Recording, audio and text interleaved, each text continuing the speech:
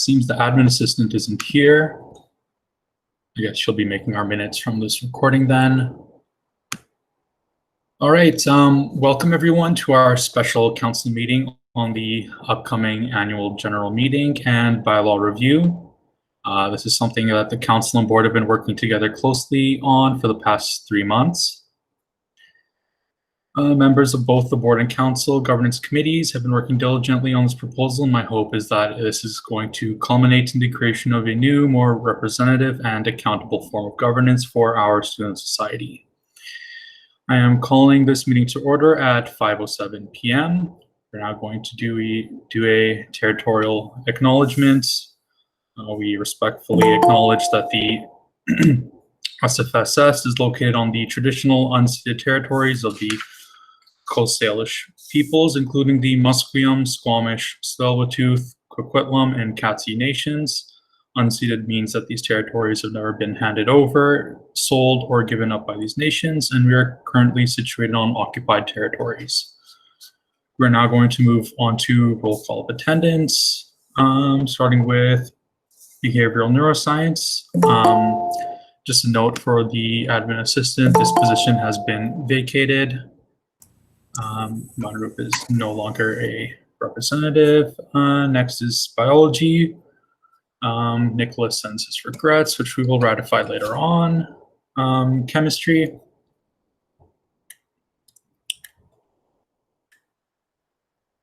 It's the chemistry rep present.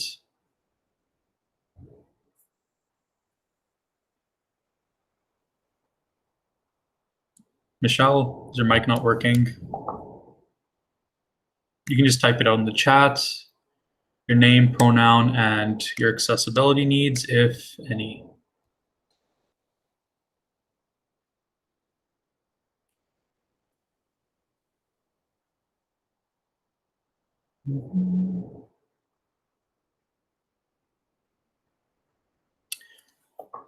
All right, I'll go ahead with, all right, thank you, Michelle. So chemistry is present. Cognitive science. Yeah. Roland Poe from the Cognitive Science Student Society, he, him, his, and needs are currently being met. Thank you, Roland. Computer science. Hey, my name is Ryan, he, him, his, all my needs are met. Thank you, Ryan. Engineering. Hello, name is Alvin, he, him, his, all my needs are met. Thank you. English. Liz, she, her, and all of my needs are met. Oh, did I skip over criminology? Hi, Charlotte, criminology, she, her, all my needs are met. Thank you. Thank you. Sorry about that. So we need to change your name on here. Another note for the admin assistant. Criminology needs to be changed from Eva to Charlotte. I'll make sure to follow up on that. All right, environmental science. Hi, my name is Caitlin. My pronouns are she, her, hers, and all my access needs have been met. Thank you, Caitlin. French.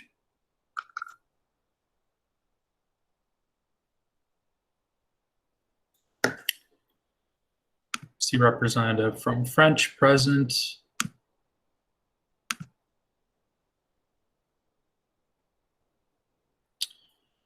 No, it doesn't seem that she is present. Gender, sexuality, and women's studies.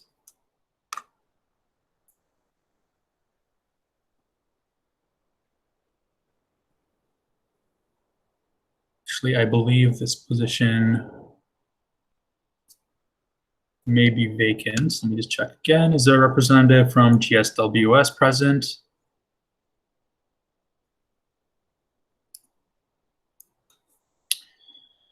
No, I will follow up on that. Geography. Hi, my name is Evie. She, her, hers, and all of my access needs are met. Thank you. History.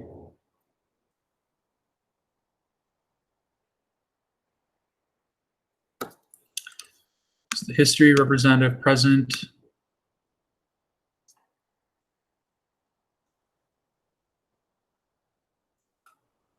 Humanities. Hi, my name is Sarah, she, her, hers, and all my needs are met. Thank you, Sarah. Interactive Arts and Technology. Hi, I'm Brian.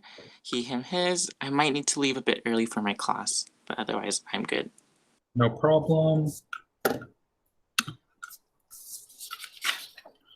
International Studies. Hello, everyone. My name is Aaliyah. My pronouns are she and her, and all my access needs are met. I do have a meeting at 6, so I may have to leave early as well. Thank you. Oh, I thought we did. I actually checked you off on your Adrian. You may introduce yourself. Hi, I'm Adrian. Education. Pronouns are she, her, and all my accessibility needs are met right now. Thank you, Adrian. Labor Studies. Hello, my name is Justin, he, him, and all my access needs are met. Thank you. The position for linguistics has been vacated. Ali is no longer a representative. Make a note of that. For the admin assistant, mechatronics, system engineering. Hi, my name is Kimia, she, her, and my needs are met. Thank you. MBB. Hi, my name is Kyle, he, him, needs are met. Thank you. Operations research. Hi, my name is Ash, he, him, his, and all my access needs are met. Thank you. Philosophy. Hi, my name is Tony, he, him, his, and all my access needs are met. Thank you. Physics. Hi, my name is Manuel, he, him, his, and all my access needs are met. Thank you. Political science. Hi, everyone. My name is Helen. My pronouns are she, her, and hers, and all my accessibility needs are met. Thank you. Thank you, Helen. Science. My name is Zaid. My pronouns are he, him, his, and my accessibility needs are met. I'm not sure if I'm supposed to do that, but okay. All right. Society of Arts and Social Sciences. Hi, my name is Simran. My pronouns are she, her, and all my needs have been met. Thank you, Simran. Sociology and Anthropology. Hi, my name is Kayla. I go by she, her, hers, and all my access needs have been met. Thank you. Thank you, Kayla. Software Systems. Hi, I'm Quince. I go by male pronouns and all my access needs are met. Thank you, Quince. It doesn't seem like the admin assistant put your name in there. Sorry, I missed you, Tiffany. I'll make sure to get her to change that. You may introduce yourself. Psychology. Hi, my name is Tiffany. My pronouns are she, her, hers, and all my access needs are met. Thank you. Statistics and Actuarial Sciences has vacated their system, their position.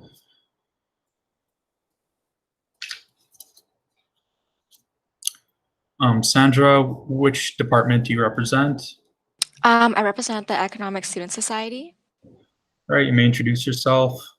Hi, my name is Sandra, and I go by she, her, hers, and all my needs are met. Thank you, Sandra. Make another note of that for the admin assistant.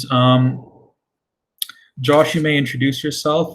You aren't on the list, though, as you have not been appointed as a representative and onboarded yet as a counselor, but you are obviously still allowed to represent your DSU at these meetings. So you may introduce yourself.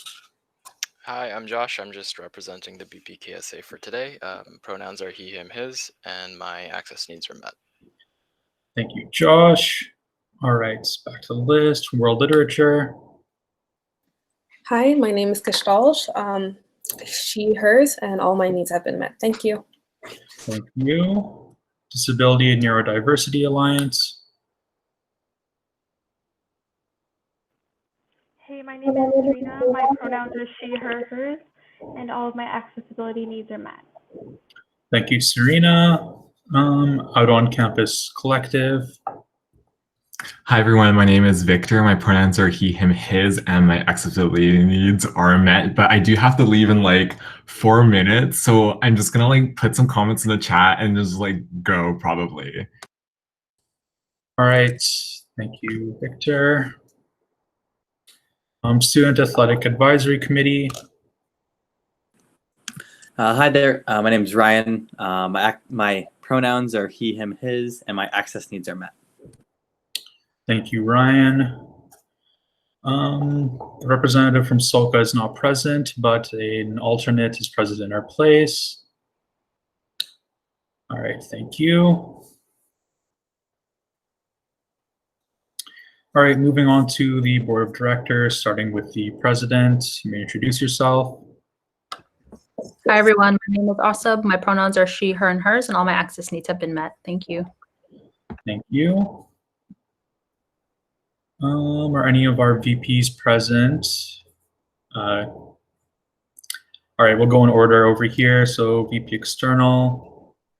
Hi, my name is Samad Raza. Pronouns are he, him, his, and all the accessibility needs are met. Thank you.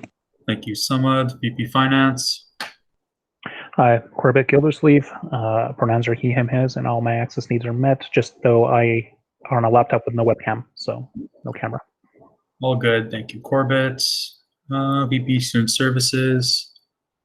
It's Matt here. No, okay. VP Student Life. Hi everyone, I'm Jennifer, she, her pronouns, and all my access needs are met. Thank you, Jennifer. VP University Relations. Hi everyone, my name is Gabe Leosis. I'm the VP University Relations. Pronouns are he, him, his. My access needs are met. Thank you, Gabe. Are either of our at-large representatives present? I see you are, Balkis. You may start. Hi, my name is Balkis. I go by she, her, and hers, and my access needs are met. Thank you. Is Poom present?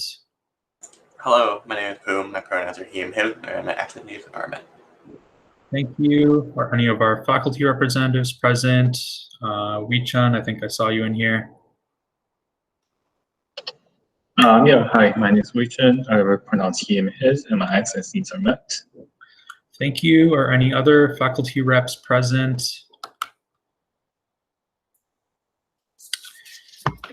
Sorry, I'm just, my name's Elizabeth. I'm here to represent, or to sub for Nicholas for Biology Student Union.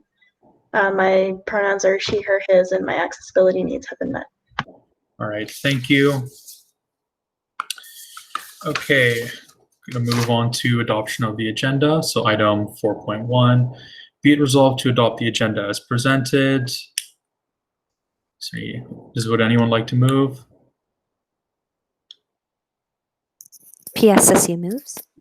PSSU moves. Would anyone like to second? Cognitive science seconds. Cognitive science seconds. All right, is there any discussion? I'm going to move to amend the agenda to include a section for ratification of regrets, including the motion, be it resolved to ratify regrets from Nicholas Bonilla and Figor Uguoma. Sorry if I don't know how to pronounce your names quite correctly. Would anyone like to move this motion? Sociology moves. Sociology moves. Would anyone like to second? Actually, I just forgot this is an amendment, so I only need one person to second. We're now going to move to vote. I'm seeing no discussion. We're just going to vote by unanimous consent. Seek unanimous consent. If you dissent, please unmute your microphone now. Seeing no objections, this amendment carries. Back to the main motion. Be it resolved to adopt the agenda as presented.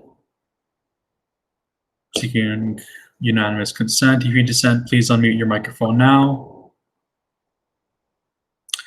Seeing no objections, this motion carries. We're now on to our next item, ratification of regrets. The motion reads, be it resolved to ratify regrets from Nicholas Bonilla and Figor Uguoma. Would anyone like to move this motion? PSSU moves. PSSU moves. Would anyone like to second? Labor study seconds. Labor study seconds. Seeing no discussion, I'm going to move to vote. Seek unanimous consent. If you dissent, please unmute your microphones now. Seeing no objections, this motion carries. All right, now on to the presentation on the bylaw review. Helen, you have the floor to take over. Okay, thank you so much, Zaid. We are going to move into our bylaw review presentation. And again, as all of you are aware now, this is about council empowerment and how we as a council can hold the board, or AKA the executive committee, accountable if this resolution should be approved at the next AGM. So I am going to present. Just give me one moment to set everything up and then we will just dive right into it. Yeah, just give me 1 second, guys. All right, so we're going to start with the presentation first, and then we'll have discussion and questions afterwards. So please do hold your questions until after the presentation, just in case other people have the same question and just to make sure that we get through things promptly. But yeah, we'll just wait for Helen to set up and then we'll go from there. Thank you, everyone. Zaid, I actually might need your help. So I'm going to click present now. Do I click your entire screen, a window, a Chrome tab? If you have it open on Chrome, you should click a Chrome tab and then you'll be able to share just the presentation. Oh, okay. So I'm doing it from just the PowerPoint. Like it's not on the internet browser. So, okay, I'll just try Chrome tab. I'll try. Sorry, guys. Okay, no, hang on. If I click entire screen, what will this do? Okay, if I click share, can you guys see a PowerPoint? Yes, we can see your PowerPoint. Perfect, thank you so much. It's typically better than one tab if you're uncertain about how it will work. I'm sorry, Quince? Entire screen is better than one tab if you're uncertain how it's going to work. Oh, okay then. But as of right now, this looks very clear to everyone, right? Yes. Okay. Yep, you're good to go. Thank you so much, guys. Thank you. Okay then, awesome. Well, before we dive into it, I am going to do my very best to articulate the biggest changes that are being made between the relationship and the power structure between council and the board throughout this bylaw review. Because we do have a lot of our board members here, Gabe, Osib, Corbett, any other board member that also has knowledge on the matter as well, I call on you to add to any slide or any part that I may not be able to articulate well, and to further explain to everyone any other details that I might be missing out on today. As Zaid was saying at the beginning of the meeting today, we've been working on this, council and board have been working on this for the past 3 months or so to create a resolution that wants to hold the board more accountable, to hold our leaders more accountable. And if this should pass, then by next year in April, after April 30th, these are when the changes will be made. So because this issue might be contentious to some, I want to remind everyone that we come from a respectful stance for anyone's judgments or opinions for or against it. Let's all come from a welcoming stance and just, be open to what we hear. So let's go into it. Hopefully this only takes about 30 minutes or so. So here's the roadmap. We're going to look at the executive committee, council, electoral process, impeachment, and move on to a discussion. And again, I'm only outlining the biggest changes that are being presented within the council empowerment special resolution. Okay, let's go to the executive committee, as we know is kind of like the board of directors. So, powers, duties, and obligations of the executive committee, as stated by bylaw 4, clause 1A through G. As you can see on the left-hand side of your screen, you see that we have 16 current members of the board, and that's a lot of people. But the proposed executive committee, changing the name from board of directors to executive committee, will only be represented by 7 members. And that consists of the president, the vice president, internal and organizational development. So it looks at all the internal workings within the SFSS, the vice president of finance and services, the vice president of university and academic affairs, the vice president of external and community affairs, the vice president of equity and sustainability, which looks more into sustainable issues and EDI issues, and as well the vice president of events and student affairs, which also relates to the student life. The big difference that we see here, the reason why we want to squeeze it down to 7 members rather than 16 members is because we want to get rid of any roles, any faculty reps that may have a redundancy to being a part of the bigger executive committee. We want to keep these roles as big tent as possible and roles that serve all students rather than just roles that just only look at specific parts of the student body. So we want to make it more big tent and less leaders for council to be able to hold more accountable. Also, for any board members that are here, if you want to jump in on anything that I'm saying in this PowerPoint, just jump in whenever you want to, if you want to add on to anything. So the powers of the executive committee. The executive committee, as stated in here, shall have the power to make recommendations to the council on action to be taken for which it does not have the authority to act, including, but not limited to, as some of the bullet points here, the enactment of regulations pursuant to the bylaws, including regulations governing the conduct of its membership, aka our undergraduate society, student unions, or any amendments, suspensions, or revocation of those regulations. The approval of the preliminary and full budgets as prepared by the executive committee. So basically, in simplest terms, what I'm trying to say here is that the executive committee can only have the power to make recommendations, suggest their ideas to council, and only council we can only approve those ideas.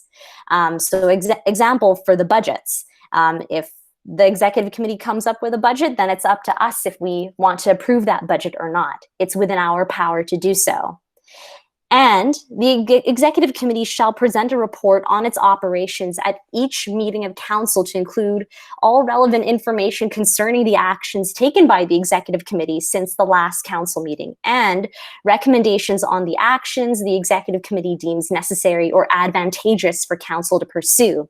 So like what we do in our council meetings right now, executive members of the executive committee will come and present their mini 3-minute to 5-minute spiel on what they've been up to. And the executive committee can also suggest us ideas that might be beneficial for council to approve within our undergraduate society. It doesn't mean we have to follow it as council, but at least we are open to hearing their ideas if they feel it will be beneficial to all rather than some. Limitations of the powers of the executive committee. So the executive committee can't have the power to enact regulations governing any activities of the society, approve the budget for any fiscal year. They cannot approve the society's entrance to any contracts extending over a multi-year period, which shall cost the society in excess of $5,000 in any one year. Approve expenditures outside the budget and approve spending on any single item, whether approved as a single expenditure as multiple expenditures more than $5,000. Point being here is that a lot of the current powers of the board are being handed over to council. And I'd like this to hit home for everyone that if this special resolution should pass at the AGM, we will have the greater burden, the undertaking of making all these big decisions and making sure that things that the board would normally do, we would be doing it, that we have full control over what's happening within the society. It's a big change in our power structure, and it's something we all have to consider, that we might be taking this on if council should come into power as the top tier, just under membership within the SFSS. And let's remember, and as stated in bylaws 4, clauses 3 to 4, council may pass regulations that further restrict the powers of the executive committee, or they may exercise in between meetings of council. So we can restrict their powers at any point in time. We can approve that between our council meetings, and the executive committee is just going to have to follow that because that's what we said. And the executive committee shall be bound by any resolution made by council or the membership via a members' meeting or referendum. So for those of you that may not know, but it does seem pretty clear, members' meeting means an annual general meeting, as we would normally do for an SFSS annual general meeting. We're just calling it a members' meeting now. And council will always be held accountable by the membership, by our 29,000 students that make up our undergraduate society. But the executive committee will always be held accountable and shall be bound by any decision that council makes. It has happened in the past where boards have said that they aren't going to listen to council. And that's a problem because council, in proximity to the student body, we are the closest of representation to the student body, not the board or the executive committee itself. So it's important that we stand in a position of power that's closest to our student body for our executive committee to always abide by. Now let's move on to council. Helen? Yes. Is it all right if I chime in just for a moment? Please, yes, do so. Yeah, okay, thank you. I just want to talk a little bit more about council and the executive committee and how we're kind of comparing it to our current board structure. So I caution thinking about the executive committee being the equivalent of what we think of as the board now. What we've been stressing throughout this whole process is that council is the board. And it actually says in our bylaws that council will act as the legal board of directors of the society. So council has all the powers of what the current board right now would have, and the executive committee is actually just a subset of council. And the powers of the executive committee come from council, and it actually says in the bylaws. It didn't say it in the PowerPoint, however, so I want to put the words here just to be very clear, is that the powers and duties of council can be exercised by the executive committee, subject to some of the regulations that Helen just showed on her PowerPoint, such as, you know, approving contracts, approving spending over a certain limit. So the executive committee does have a wide range of powers it can exercise, but there are certain things it has to defer to council for approval. Those big ticket items like budgets, policies, spending, things like that. And of course, because the executive committee is a subset of council, if the exec does pass a motion that the council doesn't agree with, that can be vetoed by council. So I just kind of wanted to make that a bit clear. Yes, thank you, Gabe. Thanks so much for that. And again, I'm glad that you're pitching in. And again, for all board members too, please pitch in when you can. I can only do so much throughout this presentation, and hearing all your other insight, any other important parts of these bylaws that maybe I have missed out, please put them in the chat and say so, because it's important for all of us to learn from one another throughout this process. Okay, let's keep going forward. Council, as the official legal body of the SFSS. The composition of council will still be the same as we see today. We'll have one representative from each constituency group to be elected by the members of their respective constituency group, or one representative from each student union, and one representative from each affiliated student group to be elected by their respective affiliated student group. And of course, members of council shall receive a stipend. Now, the powers and duties and obligations of council. So subject to the BC Societies Act and the provisions of these bylaws, council shall exercise the powers of a members' meeting in between members' meetings. So as council, we have the power to call out on annual general meetings, which we are now referring to them as members meetings. That'll be on us to organize them and to make sure that students come out. Council shall be the only recognized medium of communication between the society and its members, the university, and the general public. And of course, we will be acting as the board of directors of the society. So we will be taking on a greater role. We will have more responsibility than council has already right now. And that again is something for all of us to keep in mind as we go throughout this process. Now the powers and duties, once again, the obligations of council. Council shall exercise full control of all activities of the society, including but not limited to, and I'm just going to read the list from here. We will be enacting regulations governing any activities of the society. We will be making rulings in connection to all regulations of these bylaws, approve the budget for any fiscal year, approving the society's entrance into any contracts extending over a multi-year period, which shall cost the society in excess of $5,000 in 1 year. We will be approving expenditures outside the budget, approving spending on any single item, whether approved as a single expenditure or as multiple expenditures more than $5,000. It will be our responsibility to call the general elections or the by-elections if need be. We will be responsible of calling members' meetings of the society, and we will approve the wording of questions that go into a referendum if we should be calling one. Our limitations as council.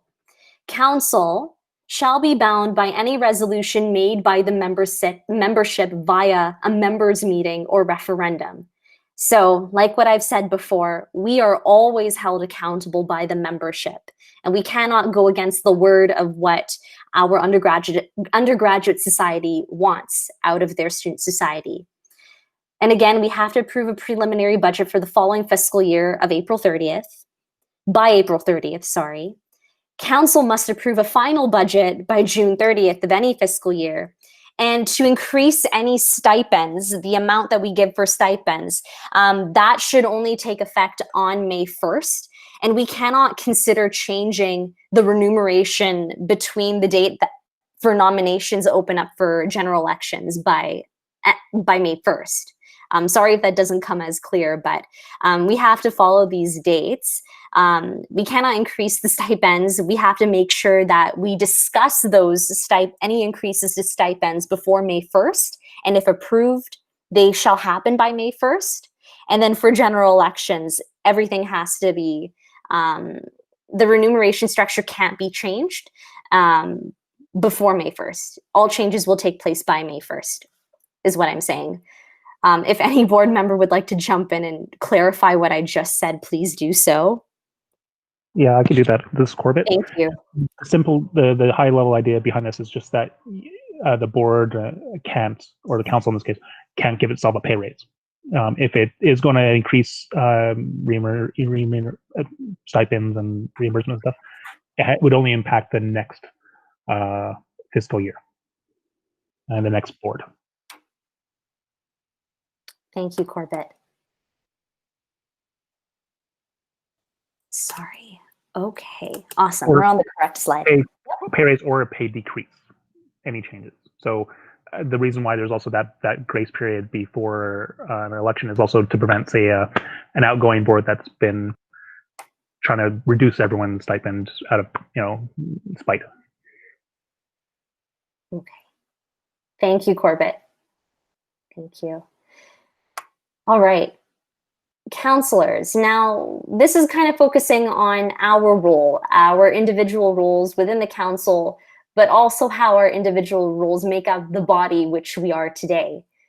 This is what we always have to continue to do, and hopefully as we go about in our regular council meetings as we do today, we continued this kind of custom of acting honestly and in good faith with a view to forward the best interests of our entire membership. That we commit to fiduciary duties required of a counselor as a director of the society. So that's something important to note, that as counselors under this model, we are directors of the society. We'll be acting as the board of directors as they do today.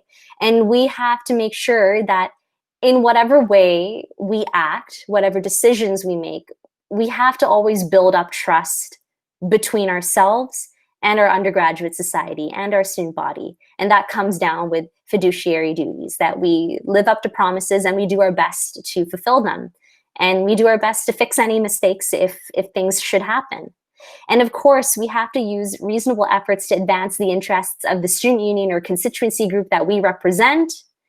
But as well, at the same time, we also have to, being that council will be on top as the new board of directors under this model, we also have to consider ourselves acting in the best interest for all students. Yes, we represent our student unions and we have to abide by our own interests, but if we are a director of the society, we have to think more big tent and also consider whatever decisions we make, will it also be beneficial for a student group that differs from the values and the niche skills from mine? So we have to consider those things. So council will also act as a liaison between our student union, constituency group, and council, and that all councilors should at least sit on one council committee. So committees will be expanding. Attend all meetings of council and any committees to which they are elected, appointed, or sit as an ex officio member. Attend members' meetings, the annual general meetings, and perform any other duties as outlined by the bylaws, regulations, or assigned by council. Let's go to electoral process. Now, I quickly checked the chat, and I know we have some questions about elections, and hopefully this can be answered. And if not, then we can continue to discuss this further, as it is a very important matter. And I will do my best to articulate everything here. But again, I will call out Gabe. I know you're very well versed in this, so please do jump in if I'm not saying something that isn't clear. All right, council general elections. Council elections will occur in accordance with the Constitution and the bylaws of student unions and constituency groups that hold a seat on council. So we have to always, our general meetings, any councillor being elected will always abide by the Constitution that is set forth and created and made within their own student union. Now, council elections, they have to occur between the start of week 7 of classes and the end of week 10 of classes within the semester. So it's a 3-week period for council elections. And when a councillor should be elected, a new councillor should be elected to council, it has to be reported to the Independent Electoral Commission, the IEC, no later than the end of week 10 in the semester. By-elections. For council by-elections, they will occur in accordance again with the Constitution and bylaws of each student union and constituency group with a seat on council. So just like how every semester some councillors are going to graduate and some councillors may stay on, but for those that leave their student union and have to elect a new councillor, that will just be in accordance to what you would normally do. It would just have to be reported to the IEC when you elect a new councillor. By-elections continued. This is on the terms of the executive committee vacancies and interim appointments. So sometimes, hopefully it doesn't happen, but if it should happen, council has to play a bigger role if someone on the executive committee decides or chooses to no longer hold their seat or hold their office. So in this light, because council has a greater stake in this model, it only seems practical that a councillor from council gets to be appointed into a seat of the executive committee where a vacancy is present. So if the office of an executive officer becomes vacant, council must hold a by-election to fill the vacant office at the earliest possible date by-election or general election in accordance with the bylaws. So council, we are able to appoint a temporary replacement to the vacant office from amongst the members of council. So any one of us in council can go on in a by-election, put themselves in the by-election and become a new executive committee member if they should be elected. And they will have to undertake the duties of that vacant office until the office is filled by way of a by-election. So in the case of a vacancy in the office of the president, this is where we have our limitation. If the office of the president becomes vacant, in any case, the vice president internal and organizational development of the executive committee will assume the office of the president. So let me just go back to the very beginning. This is a long way. Okay, so any of the positions on the right-hand side of your screen, you can take any one of them except the role of the president if there is a vacancy. And that's only because the vice president, internal organizational, in theory, at least will be working so much with all the organizational workings of the SFSS. It only seems clear that they should take on the role of the president if it becomes vacant. But for any of the VP positions, council is able to fulfill their seats if they should become vacant. Going back to that last slide we were on. Okay, we're going to move on to the next one. Executive committee by-elections. So by-elections to fill offices may only occur in the summer semester and the fall semester as described. Sorry, I didn't actually put A through C here, so I can always update this PowerPoint and give it to you guys later on. But the point being is that by-elections to fill vacant offices can only occur between the summer semester and the fall semesters. The nomination period. So this is going to be a little bit wordy, guys, but it's just for all of us to know. The nomination period will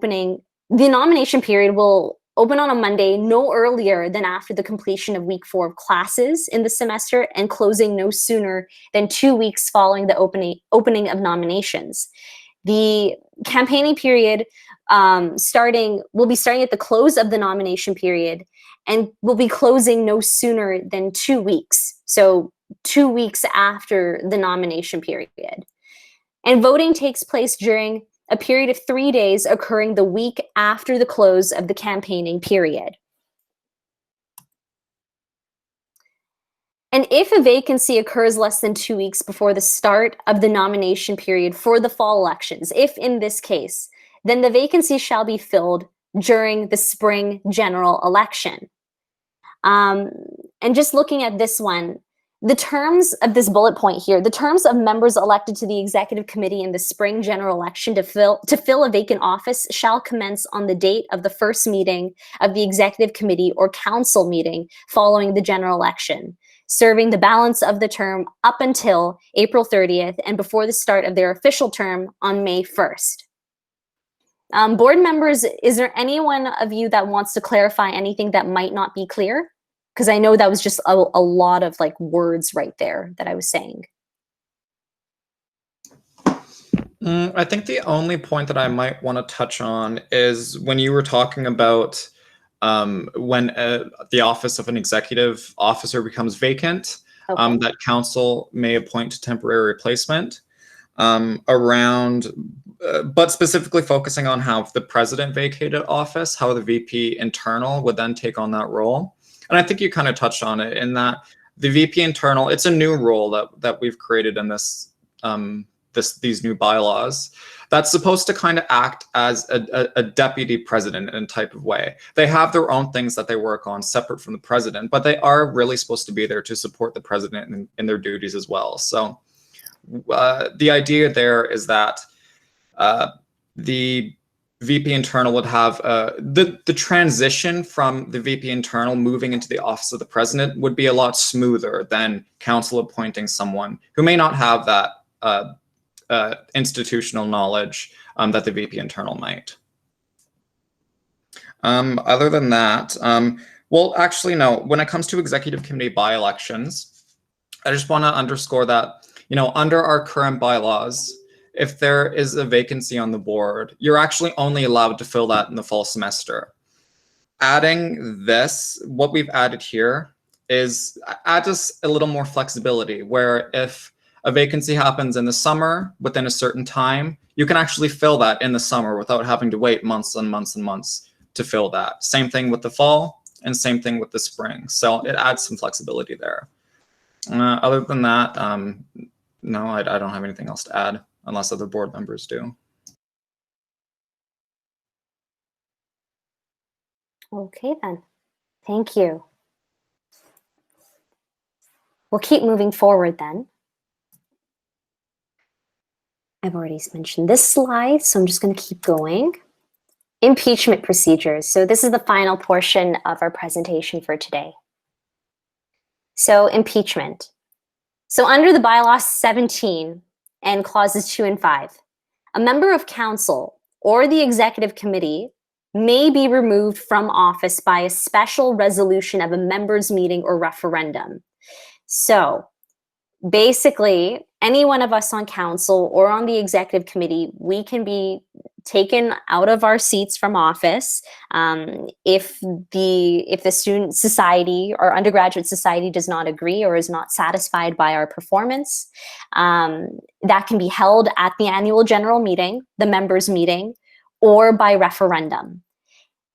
And just on this little bullet point here, impeachment proceedings via referendum may be called at any time within at least 30 days notice. So before we hold a referendum, we have to call this referendum out by 30 days in advance. Now, for the members of council, within our council internally, we can be able to remove any one of us if we are not satisfied by someone's performance. We can have ourselves removed within council only, actually not only, but by these two bullet points here, by 4/5 majority vote of the council. So 80% have to be in favor of removing a councillor from council, if that is the case. Or in accordance to the constitution and bylaws of student union or constituency group that the council represents. So not only are we held accountable by the membership in general, but because we are elected councillors, elected by our constituency groups and elected by our student unions, we are held accountable to our student union or constituency group or working group. And with that being said, they also have the power to remove ourselves as a counselor if we feel that we do not represent them appropriately. So that was basically it. We're going to move into a discussion now. Before we open the floor to everyone, I just want to say a few pointers here on this slide. The SFSS 2020 annual general meeting is going to be held online on October 26th, and we need the help of all counselors. So if we feel today that we have confidence in this model, despite whatever discussion may occur out of this, the next action item that we would be taking on is just doing general outreach and trying to get 10 of your general members from your student union to attend the AGM. But first, of course, we do need to have a discussion. And let's see if we have confidence in this proposed model for council empowerment. So thank you all for letting me speak for the last little while. I know that was a lot, and I appreciate you all listening. All right, thank you, Helen. The format for this is we're going to have everyone list themselves. They can then ask their question, or you can type it in the chat and I'll go in order. And we'll just have some discussion on that. So first of all, any questions, any points of clarification that anyone has? I think Quince had a question earlier. You can list yourself and ask it.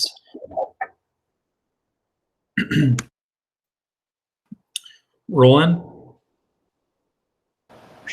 Yeah, so thank you for that presentation. But I want to know, with the impeachment proceedings, how or why was 80% chosen or 4/5 chosen as the need to remove a member?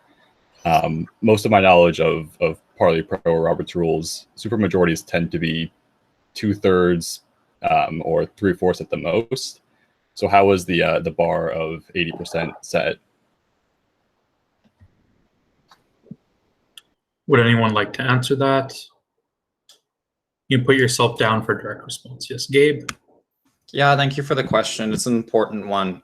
So when this model was being crafted, I think we recognize that a big part of this model has been surrounded by holding the executive committee accountable, but there has been a lot of questions about how council itself will be held accountable. So, you know, we just kind of went over that in the PowerPoint, but one of the core ways that a counselor as an individual can be held accountable is through their own student union or their constituency group in accordance with their own rules laid out in their constitution and bylaws, whatever their governing documents are called.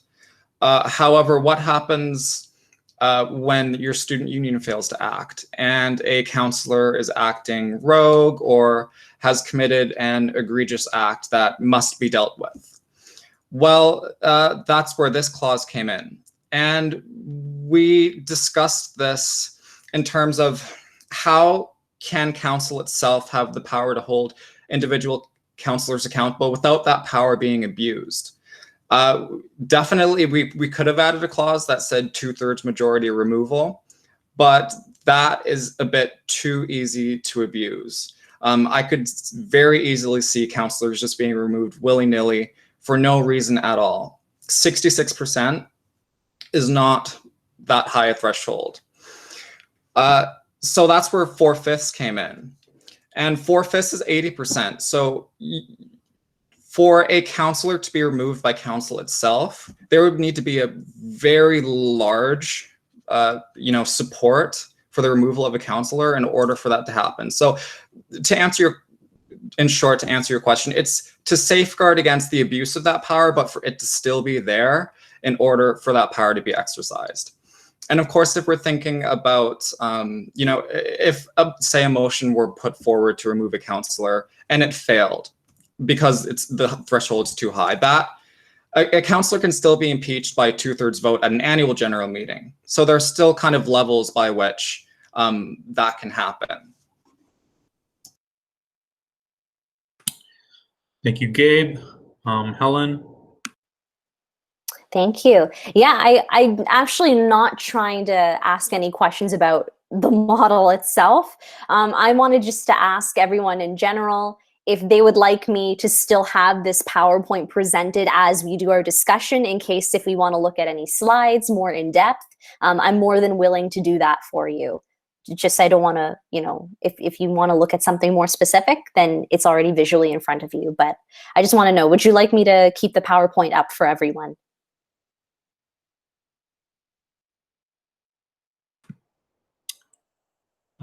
Anyone? If you'd like that, please comment in the chat. Personally, I think we might be fine how it is. I believe all counselors have a copy emailed to them of the PowerPoint to open up and look at if they need to. Now we're going to move down the list. Quint? Yes. Are there any restrictions on an impeached counselor running for re-election?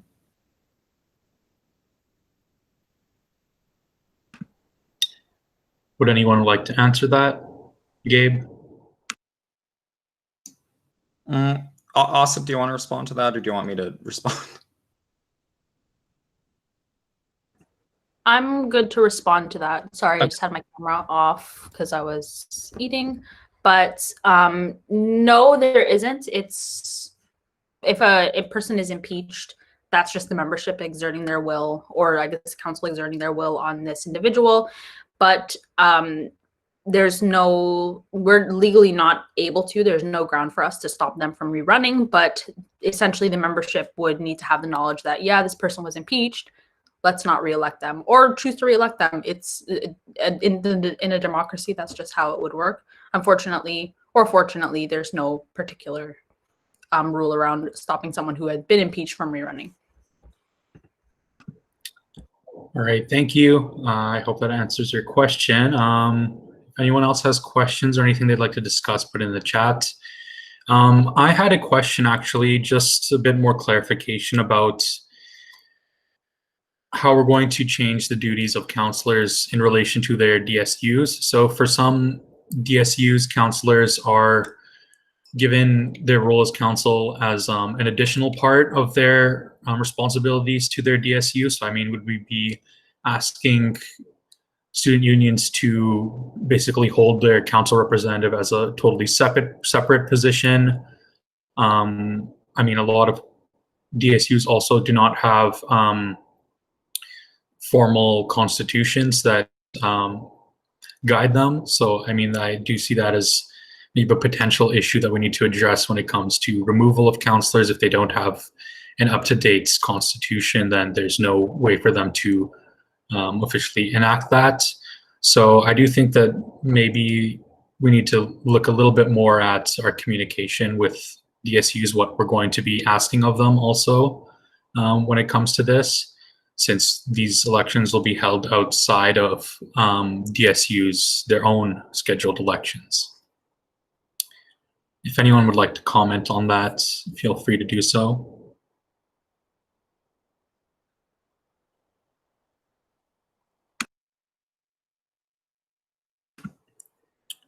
Yes, Gabe? So, I mean, what I can tell you is that under this new model, counselors would have more work than they do in their current counselor role. And because of that, I would expect that they would be encouraged, that student unions would be encouraged to make that a sole position on its own. I can see, just in terms of capacity and burnout, that one individual could get, you know, it would be a lot to say be the president of your student union, but also be the council representative. I can see that being a lot for one individual. So the expectation would be that it's a sole position. Again, I do believe, though, that that would be up to the constitution and bylaws of the respective groups.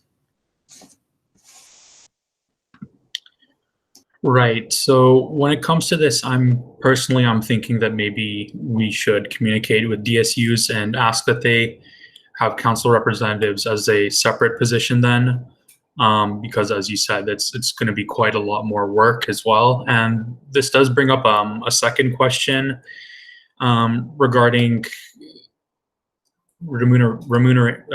stipends for counselors. I can't seem to pronounce anything. Basically, with the increased amount of work and then also the changing structure of the board, how are we going to look into the new financial kind of structure for the new board? Personally, I think we'd be paying counselors more, and then I think this is something that we also need to address as well. Who's on the list? Helen, or actually Corbett has a direct response.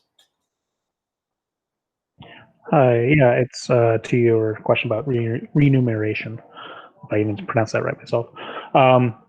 Yes, so that type of stuff, the bylaws specify that council will receive stipend, and the stipend itself the amount would be set in policy. The current plan is, because under this new model, we would be removing the current faculty representatives and at-large representatives on the board, and we would be taking their stipends and spreading out between the rest of the council. Depending on the size, we kind of fix the size to say at 60 people max. That's including potential constituency groups and other potential student unions that maybe aren't active now but could be in the future. And breaking it all up worked out to be in about around an additional $75 on top of the $35 you already received. So it would work out to be around $100 to $110, $120 potentially there. It's but that's something that I can run the numbers in more detail later if necessary. But yes, it would be increased. The goal is, the target we were looking at was something along the lines of one work shift, because like for every meeting. So it'd be like $110, $120 per meeting, not per month. And because the goal is, if you have your meeting twice a month, and these are lengthier meetings, or rather it'll take quite a bit of time to read all the documents, prepare, set up for questions, that's going to be equivalent of like 1 8-hour work shift potentially every 2 weeks. And so we should be paying the council members at least that much for their time.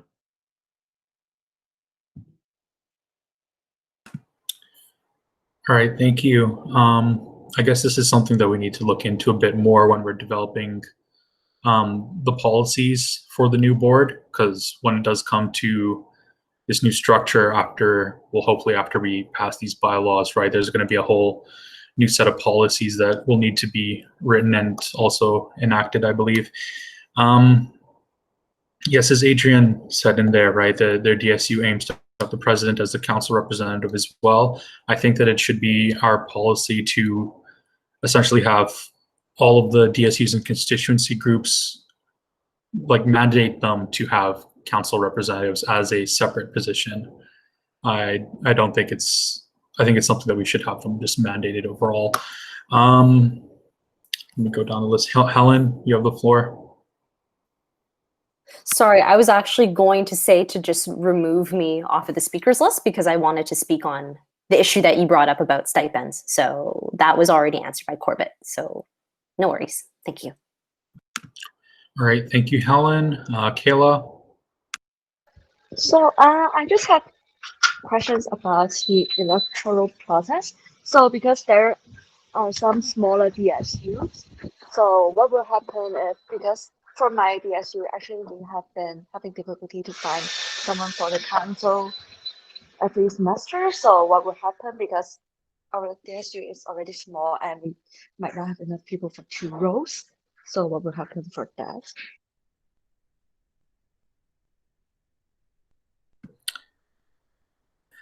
Yes, that's something that we do need to look at. Inactive DSUs, I think that's something we need to address. Would anyone like to speak on that?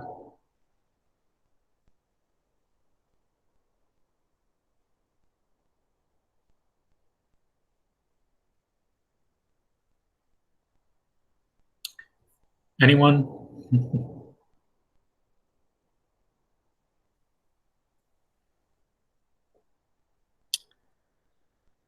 All right, I think we'll come back to your question.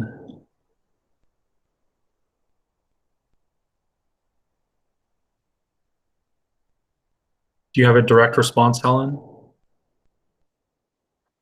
Sorry. Yes, that I wanted to have a direct response. Kayla, obviously at this point, like, I don't have any, thank you, Zaid. I don't have any like systematic model of how that's going to work.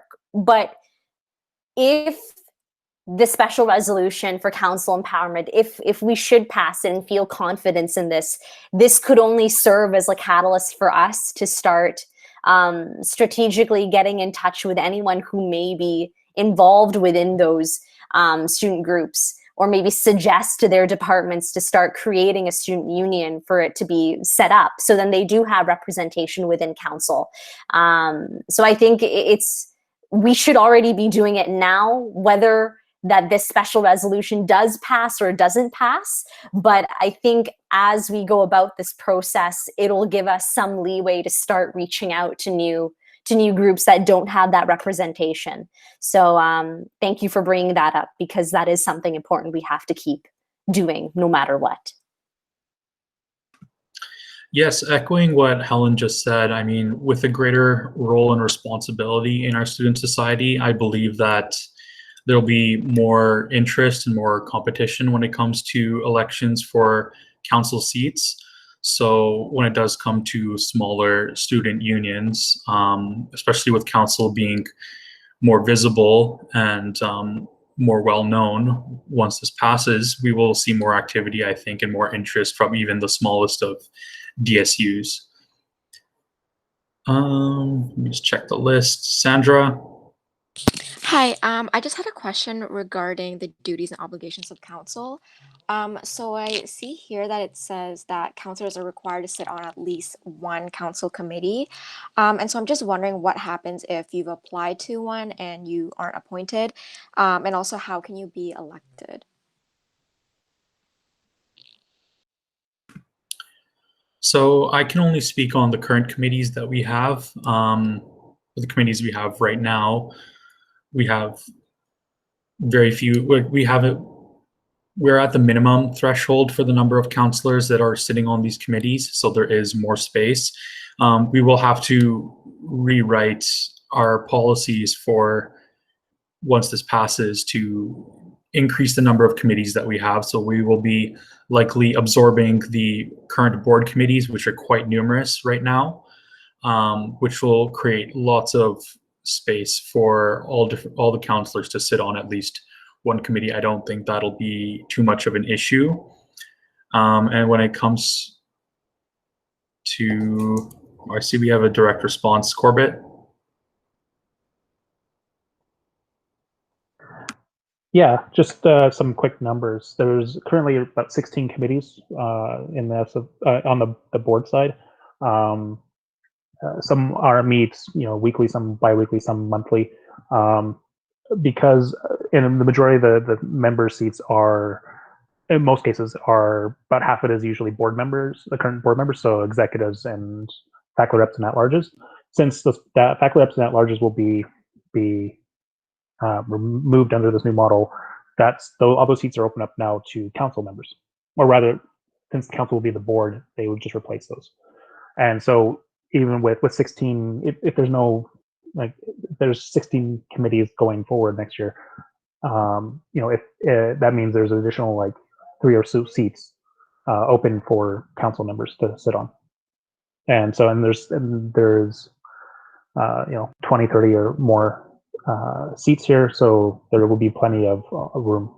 But the challenge will be maybe in some of the future, getting the committee, be on the committee that you'd want to be on. But there will be room for you to be on more than one committee if you wish to be. And as for getting on the committees themselves, since you would be the board, you would be the ones that select who sits on which committees, just like how we currently do it with the executive and the faculty reps and at-larges. We have like a nominating committee, you submit your interest and times, and they figure it out. And then it gets approved at the meeting. All right, thank you, Corbett. I'm going down the list. Quince, I believe you're next. Yes, I had a question and a bit of a concern about the impeachment process. It seems to me there are 3 methods of impeaching a council member, or in this case, a board member who is not on the executive committee. The first is if their DSU thinks they should be gone, their DSU and can kick them out. The second is that if council thinks they should be gone, they can be kicked out. And the third is that the general membership can kick them out at a members' meeting. Now, I'm slightly confused about why there's a different group of people that can vote for them and a different group of people that can impeach them. Is that just something that exists in the bylaws as a law from the Government and Societies Act, or was there reasoning behind that? Gabe or Corbett, who wants to speak first? I'll let Gabe go. Okay. Well, I'll just say that right now, on our current board of directors, as you all are familiar, we have executives and we have faculty reps. And faculty reps are elected by their respective faculties. So I don't know, Wei Chen's in the meeting. He's elected because the people of the Faculty of Science voted for him and no one else. But he can still be impeached at a members' meeting by people who aren't members of the Faculty of Science, despite that, because he's a member of the board of directors, and the board of directors represents the interests of the society as a whole. The same principle would apply to council. They are elected by their respective DSUs, FSUs, or constituency groups, but because they are part of a decision-making body that represents the interests of all 26,000 undergraduates, the undergraduates do have the power to impeach that person because that person's decision-making, decisions and decision-making do impact them as well.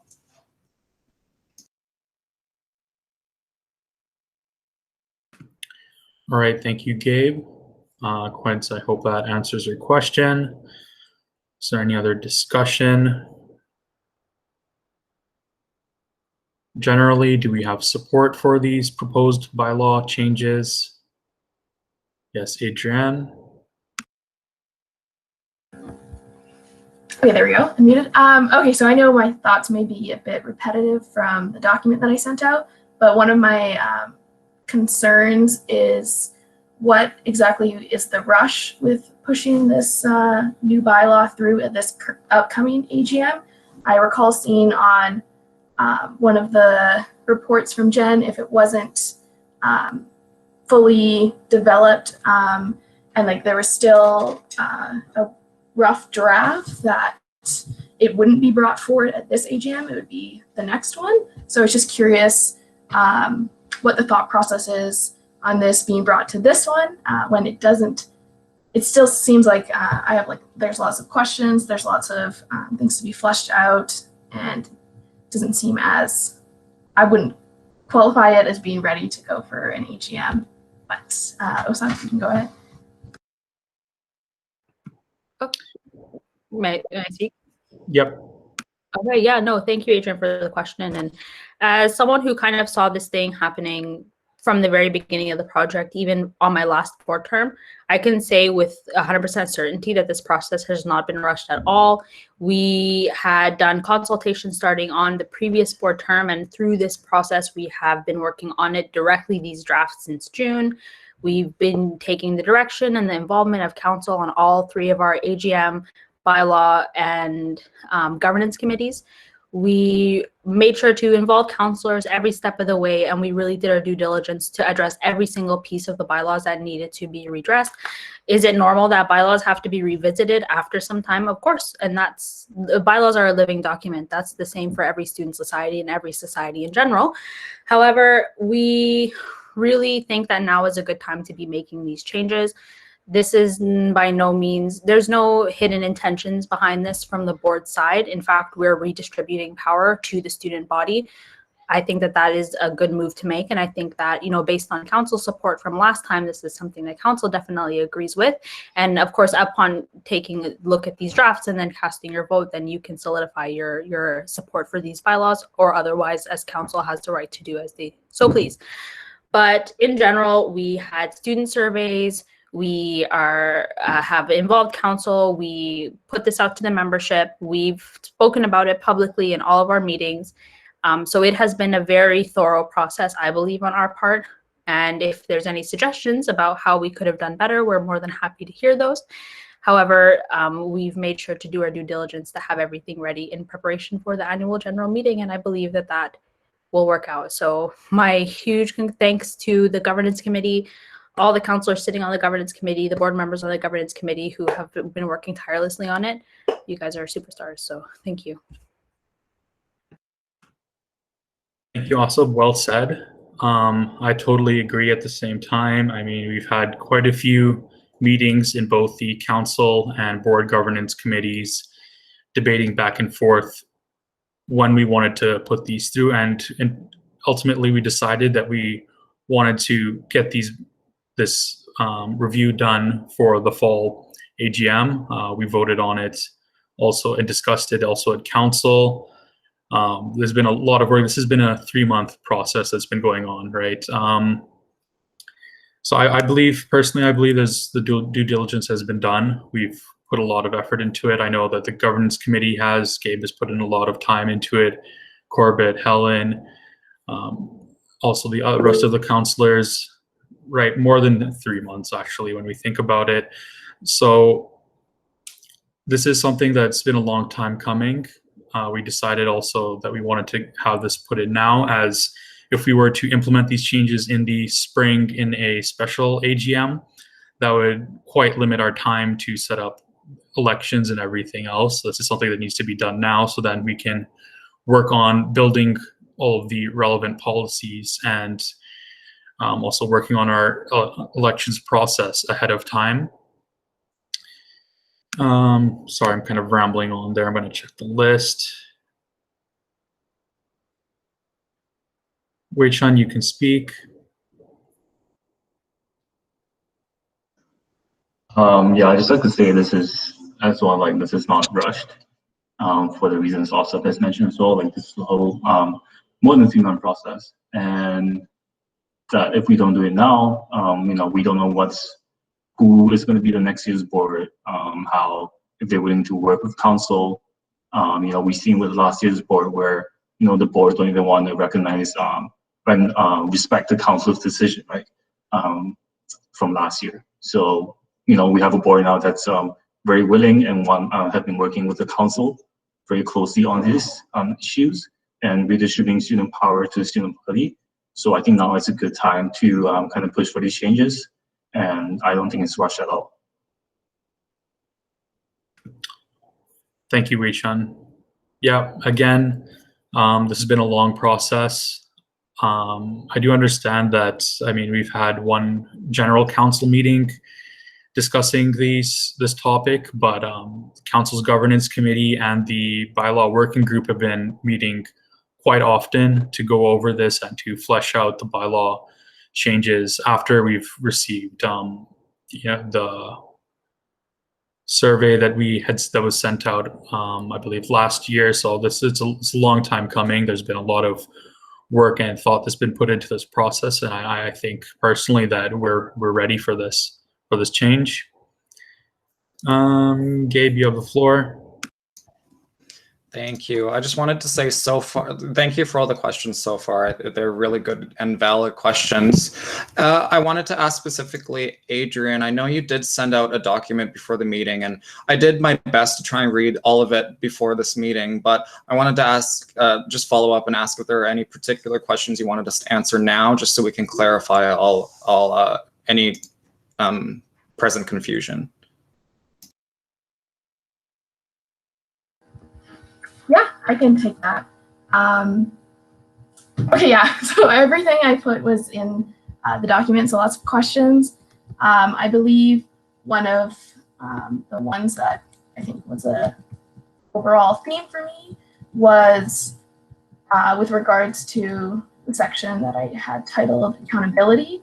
So I'm just curious for more information on how flipping the power and responsibility from one body, so the board of directors, and just naming another student group, the board of directors, as was laid out in the PowerPoint using like that language, what's going to change with regards to accountability, what makes this different to what we have, like the system we have now, how is this going to fix our problems? Like the SFSS has a lot of problems. I don't see how this is going to solve those problems and fix that issue of accountability unless, with regards to like putting things in the bylaws, yes, I think making sure that the executive or the council listens to, oh God, there's so many different language, the board listens to the council, and having that clear in the policy, I think is something that would be efficient for creating that accountability.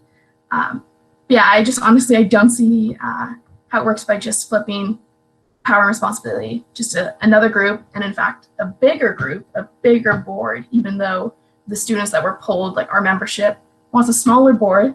So it seems counterintuitive to flip our power and responsibility to a bigger board. So I'm just a little confused on how we think this is going to solve the problems with the SFSS and accountability. So yeah, any clarification on that would be fantastic. All right, thank you, Adrienne. There's a lot to unpack there. I'm going to let Asub start. Thanks, and I apologize if I forget some pieces of your question, but I'll try to address the first points first. In that, if I'm understanding correctly, the concern about just having a bigger group of people and renaming that when it, for all intents and purposes, they're the board. Am I understanding that correctly? Okay, yeah, for sure. So I would say one of the biggest changes in this entire bylaw review, and something that we've really tried to stress, is that the composition of the board, which if we're speaking from more of a legal perspective, the board of directors of the Student Society, that's going to be made up of very different people than it is made up of right now. With our current structure, you've got 6 execs, 2 students at large, and then 8 faculty reps.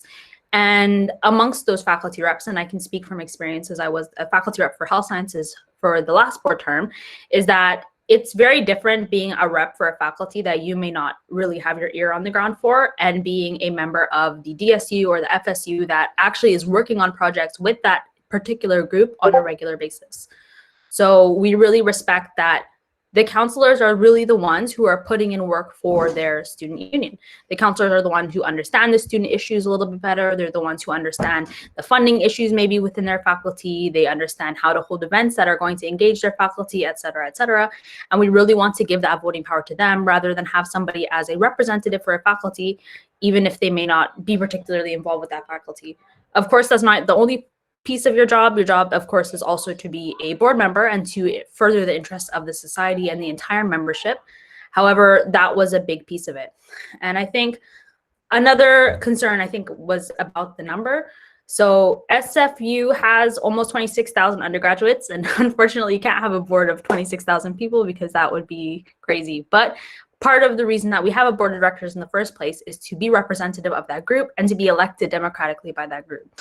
So as for the student surveys, which I kind of saw happen and got to participate in as they happened last year, was that students felt like 16 people on a board with the same responsibilities, the same essential, because there is no hierarchy or anything like that in the board as it stands right now. We wanted to expand that. We wanted to make sure that you still have a board that is going to make sure that there are no, the hierarchy thing kind of changes because now you've got a council to which the exec have to be accountable. Previously, it was kind of everybody was on the same playing field, which I think led to sometimes executives having more power than they necessarily needed to have. And I'm really hoping that while the executive who are going to manage the day-to-day of the society, the ones who are on the ground pretty much working full-time are still going to be there, but they have to be able and ready to justify their decisions to the council. The council can overturn what they pass in an instant. The council can censor them. The council can penalize them for whatever reason. So a lot of accountability is brought back into the executive committee that wasn't there previously. So it kind of plays two ways. I know there was a little bit confusion at the beginning of the presentation in calling the executive committee board. The executive committee is not the board. However, the executive committee now has to answer to the council, if that makes sense. I know that was kind of a lot in one go. I hope I kind of addressed most of your questions. But I think Gabe probably may be able to pick up where I left off. Thank you, also. Well said. It is a little bit confusing with the changes in the naming, but this has to be done due to legal reasons with us having only one board. And Gabe, you can speak on that further. Yeah, no, Zaid, you're exactly right in that throughout this entire process, it became very clear that council needed more power. That was very clear in our bylaw survey. The question was, how was that going to happen? The Societies Act, so the BC Societies Act, the piece of provincial legislation that actually lets us exist, which we must be in compliance with, that act does not talk about any other body other than the board. It doesn't talk about councils, committees, tribunals, task force, whatever you want to call it. It just talks about the legal board of directors that runs the society. So we get in a lot of hot water if all of a sudden we're giving another body that isn't really supposed to be managing the society power to hold the elected officials accountable. So the way we have fixed that is by giving council that legitimate authority to be the representative elected body to manage the society, and making a subset of that board of directors, the executive committee, take on some of the duties that we would associate with the current board of directors,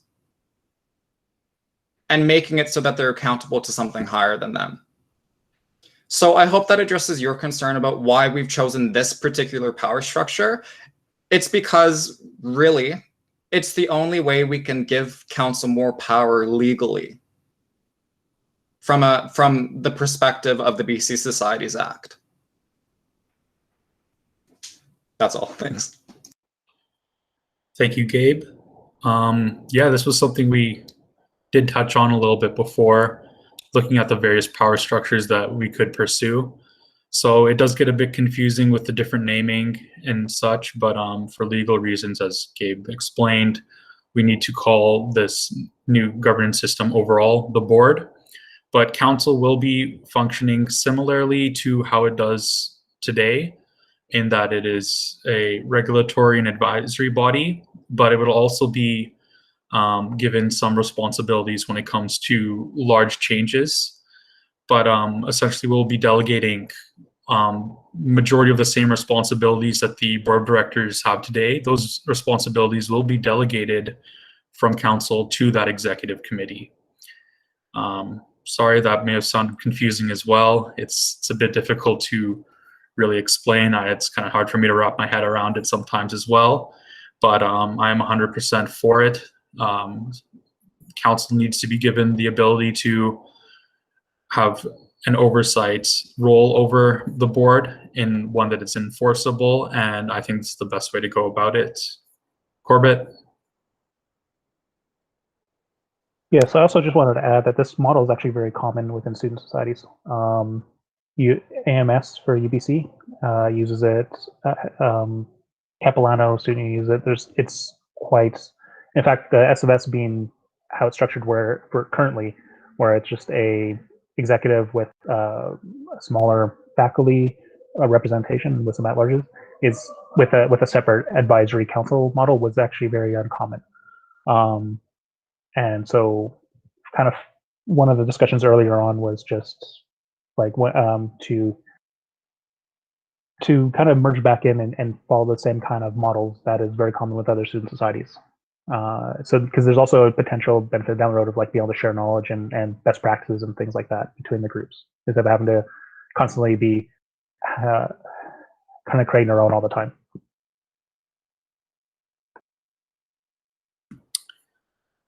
All right, thank you. Would anyone else like to speak on this topic? I'm hoping to just get a general feel from counselors. How are we feeling on this? Are we supporting this generally? Are there changes that we think needs to be made? Anything that's confusing or needs to be explained a bit more? Because we are coming close to approving this model. I'm looking at next meeting to have a motion. So next week, next Wednesday, to finalize council's approval for this model, and then have it sent ahead then to the board for approval, so that we can get this on the table for the AGM. Yes, Balkis?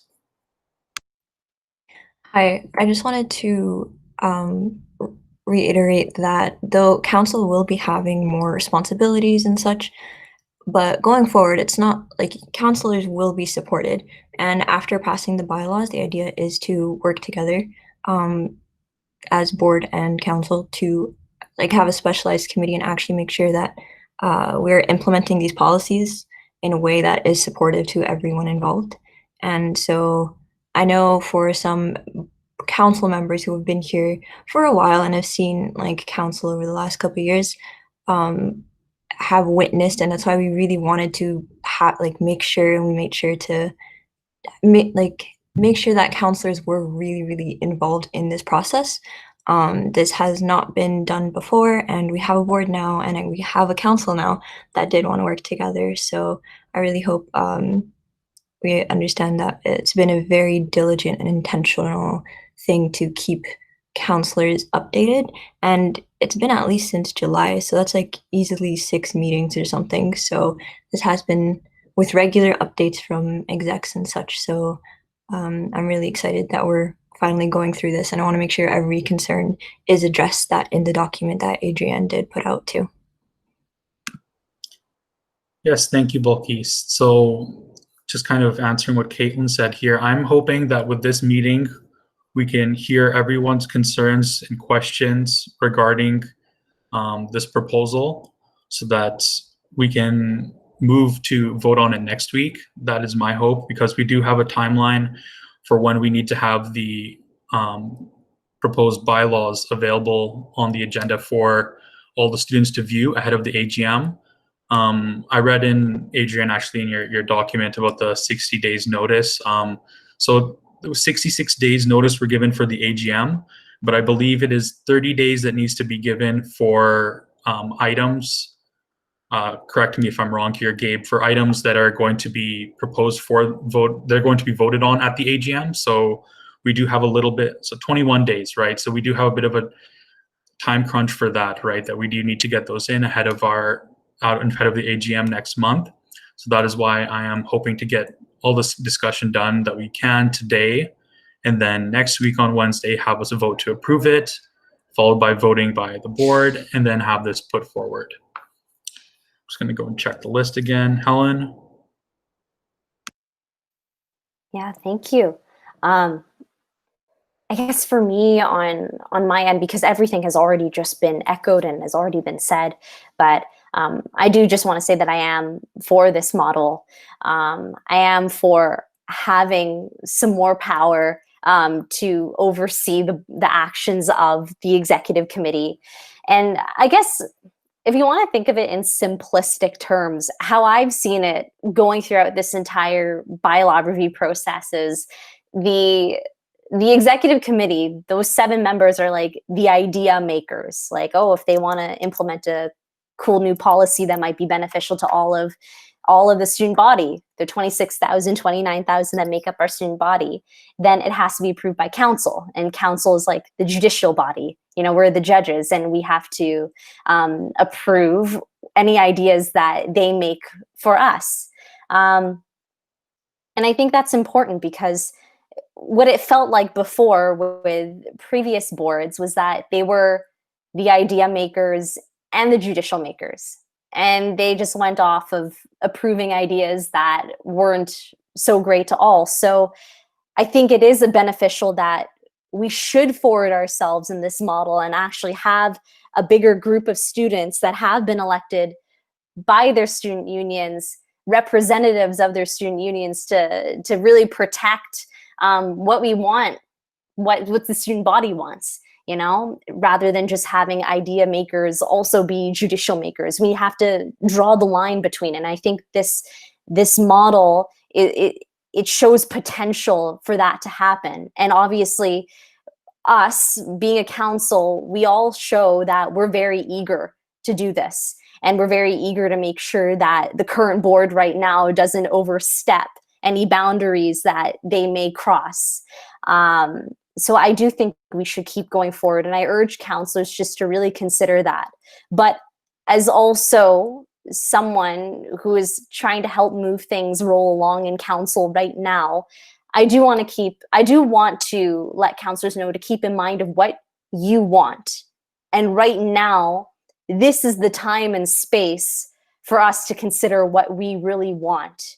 So please speak up if you have any concerns, like what Adrienne, Quince, everyone else that has spoken up today. Address your concerns right now.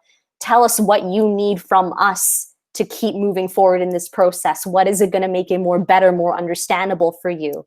Because we should keep going forward in it now more than ever, since we have a board that wants to distribute power to everyone in council.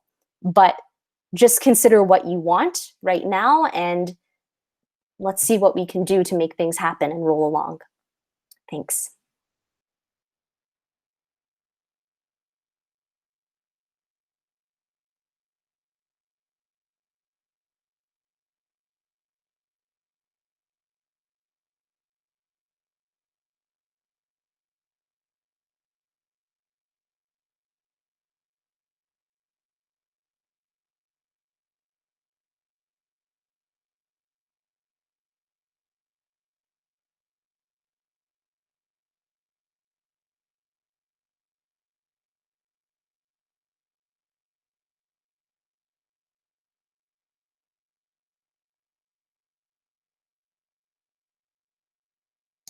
I think Zaid might be frozen. Oh, I thought he was just reading the chat. Okay. Zaid? Vice Chair, may I? Yes. I guess right now, I guess I'll just assume the role until Zaid gets back on. But yes, Asib, you have the floor. Thank you. And I'm just following along in the chat as well. And, if there's anything in the next couple of days that you folks need from the board, please let us know. We've done everything that we can think of to make sure that council is well up to date and prepared and ready for all of this, including giving updates at every council meeting. You folks have a council liaison, and we also have a board liaison, or maybe the other way around, but Jennifer and Ryan have been providing updates in both directions as well regarding everything the board does, including the bylaws. And we will be voting on these bylaws on October 2nd, which is our next scheduled board meeting after the one this Friday. We call the special one this Friday to discuss the bylaws as well, because we definitely want to make sure that everything is done and all of our T's are crossed and I's are dotted. But in terms of, policies that may be changing as a result of the structure, that's kind of why we have that buffer period between now and when the next elections come up, to support people and to support the DSUs and the FSUs and the constituency groups to make sure that anything, like I can't really think of anything off the top of my head that would necessarily need to be changed in policies, other than maybe if you choose to separate, maybe the presidency from the council chair, or keep it as is, whatever you decide that does stay under the jurisdiction of the respective group. However, I would say for the folks who are feeling that they're not ready, there has been the board, I feel, has done everything in our power that we can to prepare you guys and prepare ourselves. If there's anything missing specifically, please let us know so that we may provide that to you. However, I think this has been a long enough process that I believe we should be ready to go, hopefully fairly soon. So thank you.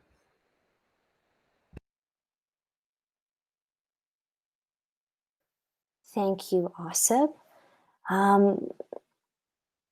Because Zaid is not here, I want to try and see if he might be able to come back in. I don't know. Hey, can you guys hear me? Oh, Zaid, is that you? Yeah, I just lost power Perfect. at my house.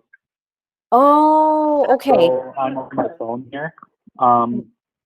So What would Helen, you you're like gonna to have do? to look at the chat. I can only just hear what you guys are saying and speak. But you're gonna have to monitor the chat. Yeah. Would you, Zaid, if it makes things easier for you, would you like me to take over for the rest and just conclude the meeting? For the rest up until the conclusion of this meeting, would that be easier for you? Yeah, go for it. I'm just gonna try and fix my Wi-Fi, but I'm here. I'm listening, guys. Okay. And yeah. Okay, thank you. All right, well, because the chair has let me take over, just to assume the rest of this meeting, I will continue as chair. Gabe, Zaid, Asib, if I'm doing something wrong with Robert's Rules of Order, please just jump in and help me out here. This is a learning process for me, just as it is for all of us. So thank you all.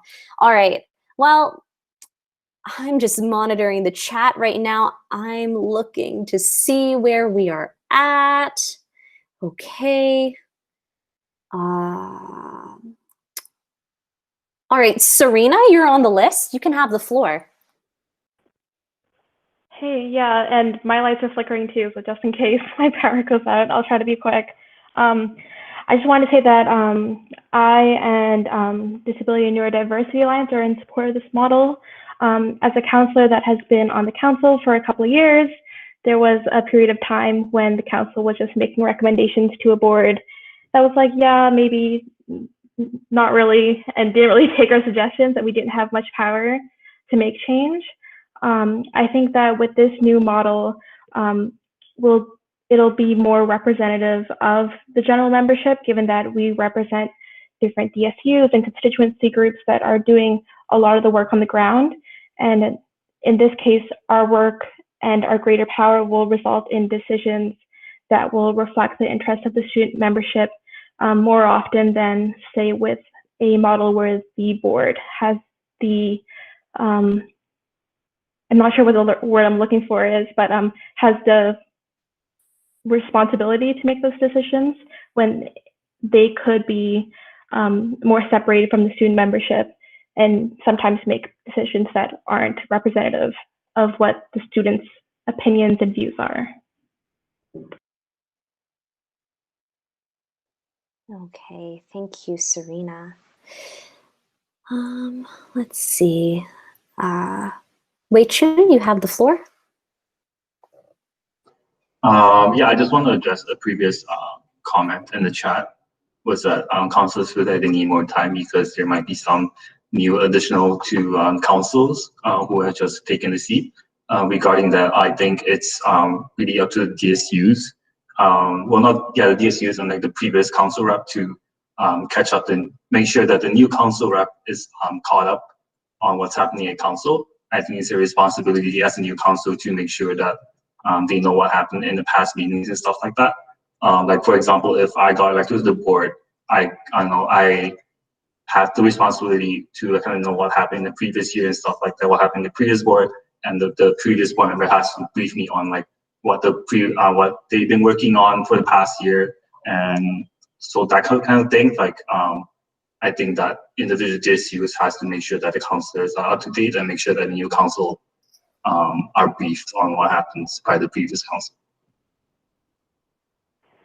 Hey, sorry, I'm going to just jump ahead here because I can't see the chats or anything, but I'd just like to echo what Wei Chun just said. When it comes to new counselors joining, I mean, it is the responsibility of counselors to update their DSUs on all the items that are being discussed by council, right? So I think that all DSUs should be up to date with the bylaw changes that we were looking at, the governance models that we had proposed. And we always are going to have new counselors coming in as there's turnover every semester, right? So I think that's something that is really going to be the responsibility of the new counselors and the previous counselors to update their DSUs. I mean, we'll be supporting DSUs with this transition to come up with our new policy, and we do work on this. So it's not that we're going to be leaving them in the dark to figure out how to change their current models by themselves. I'm just going to hop on. My internet just came back, so I'll be back in the meeting. Thank you, Zaid. Okay, well, I was also going to say a few things, but now that Zaid is going to come back and chair, it will go back to him. I'm back. Welcome back. I'm going to mute myself. Thanks, guys. I can't see the chat though, so Helen, you're gonna have to tell me who needs to speak next. Okay, well, there's no one else left on the discussion list. Adrienne is on the list. Okay, cool. So I can see the chat and everything now. Actually, before we move on to Adrienne, I actually needed to just read something out on behalf of Victor. It's not controlling pasting. So Victor had to leave early, but he had a statement that he wanted me to send and read out during discussion on his behalf. Why is it not copying and pasting? Let's see if this works. Sorry about that, guys. Technical difficulties. Oh yeah, sometimes they do in parts. All right, so this is the first part. Let me grab the rest of it.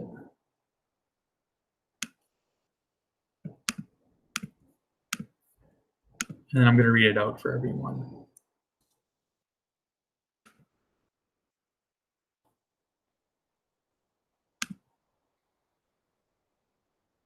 I know this feels really rushed. While stopping these proposed changes are really, sorry guys, I'm just trying to grab everything that he wrote here and put it in the chat.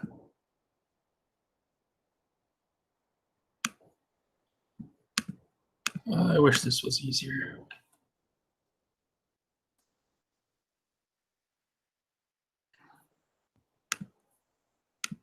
Zaid, if you're able to read it out, maybe that might be. Yeah, I just want everyone to see this as well, just so that you know. So this is a statement from Victor, the Out on Campus Collective representative. So first of all, I just wanted to thank Adrienne for the document that she sent out and the time she put into researching it, and that she brought up some valid points and some great questions that he's hoping to get answered today. Personally, he thinks that the council empowerment overall is a good idea that will actually create accountability that we need in the SFSS. As we all know, previous boards have honestly been quite problematic. Oh man, okay, I'm just gonna read it off of this thing here.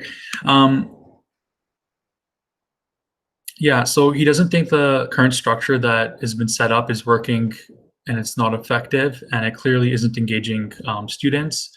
He says personally, he is glad that the board is doing their due diligence in critically examining the structures of power within our institution, which is honestly a breath of fresh air. While those brought up that instead of changing these structures, we could simply change the bylaws to empower the current council more. While he agrees, he thinks that restructuring would be a lot clearer and have a lot more accountability. Says that he knows this feels rushed and a lot is happening, and these proposed changes are really big and it's hard to understand what is happening. And he knows that there can be a lot of skepticism.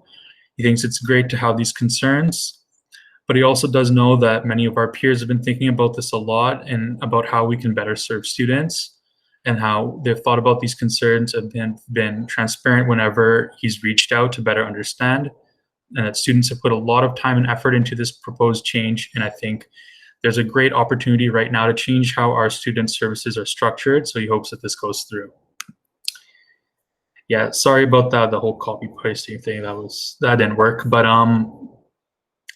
yeah, so that was just Victor's stance on this. So, right, I agree this can be a bit scary. I mean, this is a huge change that we're looking to put through, but I think that this change is very much for the better. This is something that we really need as a society. That's why we're looking at such a large overhaul, because I don't think that a couple small changes are really going to change the structure of power here. I think that we need to go with this overall change so that we have it all put into the bylaws and it's all enforceable. With previous boards, I mean, the council was powerless, right? And we're very, very lucky that we do have a board now that is willing to listen to us and willing to work with us, willing to empower us. But the thing is that if we do not get this done, right, if we don't get these bylaw changes through, there's no guarantee that they're going to go in with the next board, and then all our hard work will be for nothing. So I'd like everyone to keep that in mind, that while things are great right now, there's no guarantee that they will be later on, and these are things that we need to solidify while we have the chance. All right, list, Adrienne. Oh shoot, I think I might have forgot what that was about. I did have another question. Kind of like a two-parter that I wanted some clarification on. One of them is more on the tech side of things, and then one's like a question that I also put in the document that was about staff involvement. But the first question was just for some more information on, I don't know, maybe this could come from the working group, on how the EGM online is going to run and be effective. Thank you, Adrienne. So when it comes to the AGM, there is a working group, I believe, that is working on sorting out the logistics for the AGM. So we have some members here, including our Vice Chair, Helen, who can speak on this topic. I'm curious as well, because I don't know exactly how things are going to run. So if anyone would like to enlighten us, please put yourself in the chat there. Oh, Corbett, direct response. Hi, yeah, so I'm on the AGM working group as well. We are talking with meetings and events to use SFU Zoom. They're looking at upgrading their account to handle larger amounts than what they currently have. And we are looking at following similar to how the SFU Senate has it, where you have, it's tied in with logins, SFU logins, so that can track attendance. And quorum quite very easily, because we literally just look at the numbers as they change.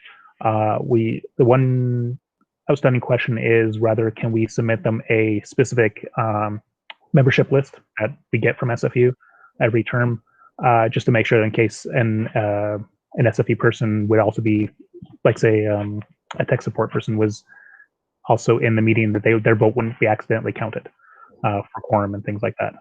So that's the only outstanding challenge, but the rest of it is all technically feasible. And Zoom can handle polls and stuff, which would be how you can vote and such. All right, that's great to hear. I think we could probably sort that out, though, with the IT just having a list of which staff members are going to be present in the call, and then taking out that number from the number of students who have logged in. Adrienne, I hope that answers your question. I kind of forgot what you said earlier. So like the second part, when I was referring to staff involvement, which is I was curious because I know of the, as we've all seen, there's the significant SFSS staff turnover, which has affected us as council. So I was just curious what the staff involvement was like with this, besides Sarah, with this current bylaw proposal. I was just wondering if anyone with the institutional knowledge or guidance was involved in this as well, or if it's just something brought forward by the boards, like this board and the past board. And then I think that was everything in that question. Yeah, I was just curious if anyone could speak on that. Right. Thank you, Adrienne. I can just say a little bit here. The transition manager, Lawrence, has been quite involved in this with us. He's been attending our meetings and also giving his input. I believe we did also have a lawyer look at this a while back. If anyone wants to speak on that, please do so. Yes, Gabe. Thanks, Aid. I guess, well, first of all, I'm slightly perplexed by the question, so I'll kind of try and answer it, and hopefully we'll see if it's the right answer. But when we're talking about decisions being made about the organization itself, that always happens at a board level. Staff are there to support the board in the decisions that they make. So for instance, you mentioned Sarah. Sarah's been a huge part in helping us research what other student unions, what their governance models look like, and that helped us influence the clauses and bylaws that we've integrated into the proposals. But for the most part, Adrienne, this is a decision that needs to be made by the students and the board of directors, as is the elected representative of the students. And we're 100% grateful for the staff that have helped us with this project. But at the end of the day, they're there to support the board and the board's decisions in consultation with council to make these changes a reality. So if I didn't answer your question, though, please follow up on that. All right, thank you, Gabe. Yeah, so it is a fair point that when we switched to the new model, the Carver model, I hope that's not the old model, but yes, when we switched to the new model, right, we changed how the SFSS runs things, right, without having a lot of decisions being made by staff. We have majority of the decisions made by the board, but also just including this anyways is always going to be a decision that comes down to the student body to really decide and to work on. I mean, we can consult staff and get their opinions, but it really comes down to what our student society wants and what we're willing to do. Let me just look down the list, so I have to scroll. Oh, I have another direct response. Bulkies?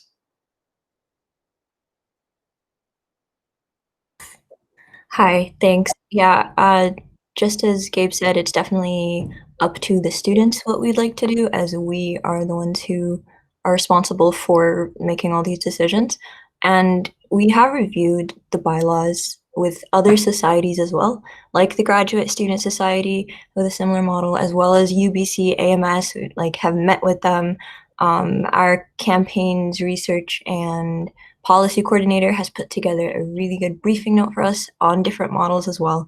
So, and considering AMS does have a bigger student body than we do and a similar structure. So just want to reiterate that the research and due diligence has been there, and we like to gain information and feedback and really make sure that we go in a strategy that makes this work. So we're not reinventing the wheel or anything like that. This model does work, and we've done the research required to make it work.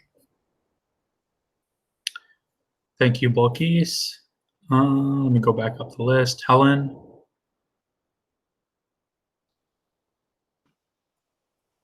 Hi. Okay, wonderful. I was actually just going to put myself back in the list again.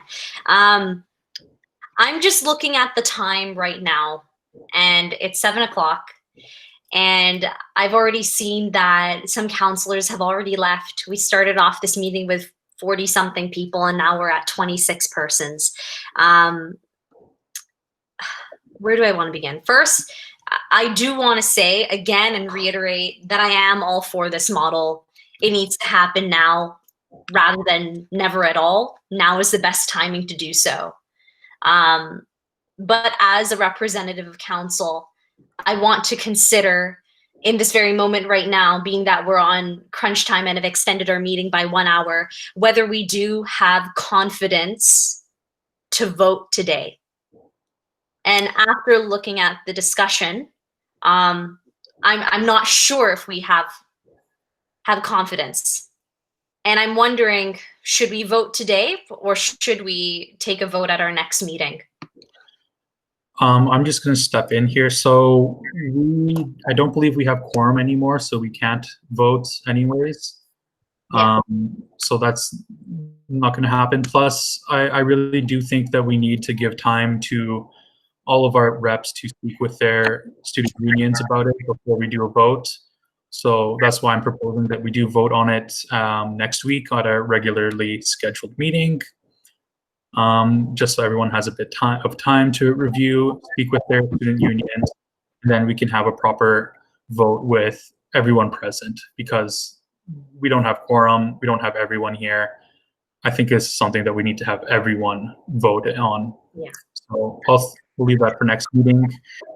But yeah, we are over time here, so, and I don't think we have anyone else on the list. Unless, Helen, okay. Helen, Sorry, if you don't mind, Chair, I just want to step right in again. What I do want to say is, because we all, just as a closing note, unless someone else wants to say one last thing before we leave, but because we all at the very beginning voted on wanting to have more empowerment, wanting to have more oversight over the board of directors, more oversight of the executive committee, I think in my opinion, I think we are on the track right now to getting there. I think there's just right now, based on the discussion today, that we have some nitty-gritty things that we need to still get through to make sure that all counselors have confidence, because it's better we have all rather than no one have confidence in it, since we are moving into a model where we as council are going to have the large undertaking to look after things within the SFSS. So my hope this week is that we can do whatever we can for counselors to make sure that they have full understanding of this new model. They have full understanding of the governance structures, as some are more eager to get on it and others still have questions. I hope that we can answer it this week, so then we can take it to a vote with everyone at the next meeting. So please ask questions, ask us for help. We want to be able to be there for you and to answer whatever seems uncertain to you at this time. So yeah, that's all I wanted to say. all right, thank you, Helen. With that being said, I think we're going to end this meeting, but when it comes to any questions or concerns regarding the proposed bylaws, feel free to message any of us, Helen or myself, or any of the board members who are involved in this.